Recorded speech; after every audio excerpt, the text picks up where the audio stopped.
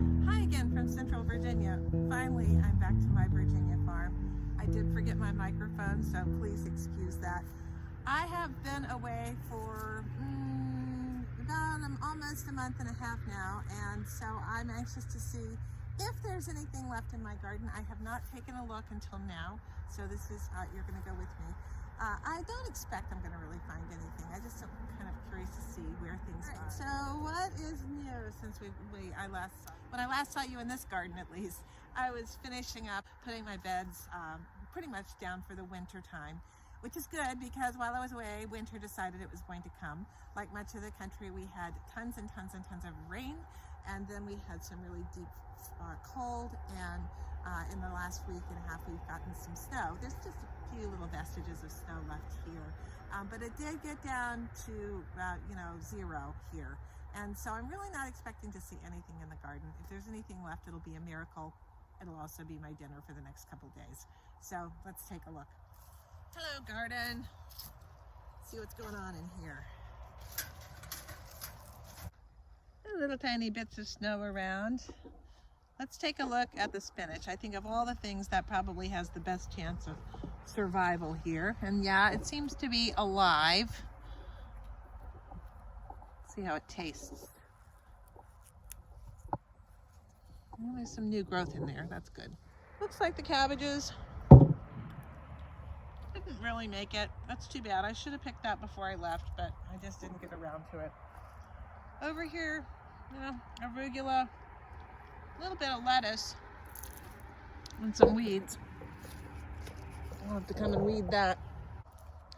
I'm curious to see whether there are any Brussels sprouts or whether those plants got completely zapped too. Well, I think that one's pretty much gone. Let's see if there's anything here. Oh, there, snapped off. Let's taste. Oh, they taste good. All right, we're gonna call those few little Brussels sprouts dinner. This plant, okay, I'll just pick them. And then I'll chop these plants down. Oops. Well, maybe they made it. Well, I do believe this collard plant has keeled over. But look, it was starting to blossom. See, we have had warm weather and cold weather. A little bit of kale. I would have thought I would have had more parsnip foliage. I'm going to have to come out and see if I can dig up these parsnips. They're going to require a little bit of work. Go soon and see if I can get a couple of these parsnips out.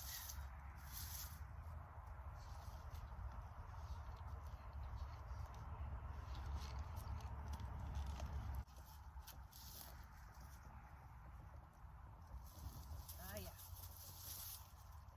Nice.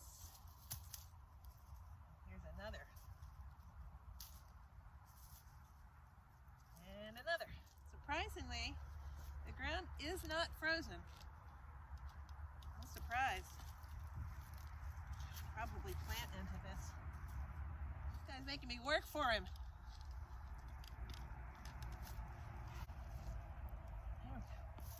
Okay. I see you, all coated with mud. That was a lot of work for a parsnip. See how it forked? That happens sometimes. The great thing about parsnips is you can just leave them in the ground. I planted these parsnips last March, I believe, maybe even late February, early March. And they grow and you just leave them in. They're ready to pick probably by, September, but if you pick them then, they're just not that good. But if you leave them in for the winter, they get super sweet and nice, and I love that about parsnips. So I think what I'm gonna do is roast up these parsnips and have them for supper along with some of those Brussels sprouts. I'll show you that when I get to it. While I'm out here today, I want to show you one of the great things about what I have found about no-dig gardening for me. As I have mentioned before, this no-dig garden was built on this field, and this field was just a field. The earth here tends to be extraordinarily clay soil.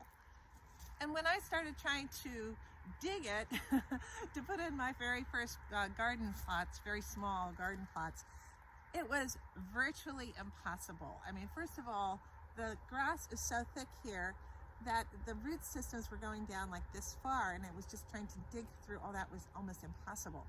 I got my little rototiller out and started on it, and it was going to be clearly a very rough go. So I pitched that idea, and I started doing some reading and some research. I had read about lasagna gardening. I'd actually started a lasagna gardening plot, but I wanted to grow some things right away here. I wanted to grow a little bit of corn, and I wanted to do a Three Sisters garden basically, and do some tomatoes. So I just did the whole cardboard, cover it over, put some compost down, and things grew really, really well. Now this garden is established. There are parts of this garden that were just started straight no dig, and I want to show you that now, because I want you to imagine the normal turf that we have out here is clay, clay, clay. In fact, if I dig down here, and I have done a double dig trench system here in a couple of the beds, never again, never again. It's just like hard pan clay, and it's really tough. But I would never have thought about growing things like parsnips in there. But take a look at this soil where I just dug the parsnips out of. This soil, now here we are in late January, is just as loose and friable as it can possibly be. I'm down to where the roots are. I'm still able to dig straight in there. You can see some of the native red soil that was in there, but now it's got so much compost and materials after 3 years of gardening in here in this little particular place. It's just growing like crazy. Now what I will do, I've got to pull the rest of these parsnips out of here, which I'm not going to do right now, but I'll probably do that in the next couple of days. And then I'll give it a good cover up with more hay and things like that to keep weeds from sprouting.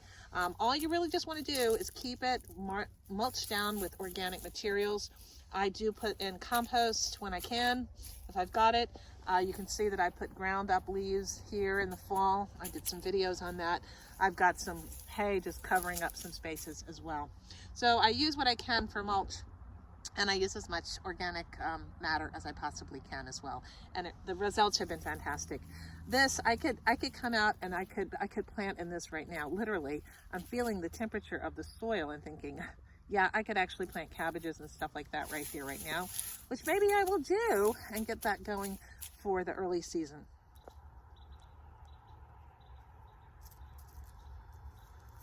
Well, I've got a nice little passel of Brussels sprouts here and some parsnips for my supper, and I've been able to take a look at the inside of my lower garden at least, and later on in the week we'll take a look and do a little work on the outside if it's not raining too much. So thank you so much for watching. I hope you're well. Hey, if you like this and if you love watching growing gardens, then consider subscribing. Don't forget to like, and also tell your friends about this channel. Thanks so much. Take care. Bye. Now I gotta go deal with the dead mouse in the kitchen. Another casualty of me being away and the cats being away. You know what they say? Cats away, mice will play. They got into my cupboard in a big way. Let's just say it was a mouse apocalypse. I'm going to do that now. I don't do well with dead animals.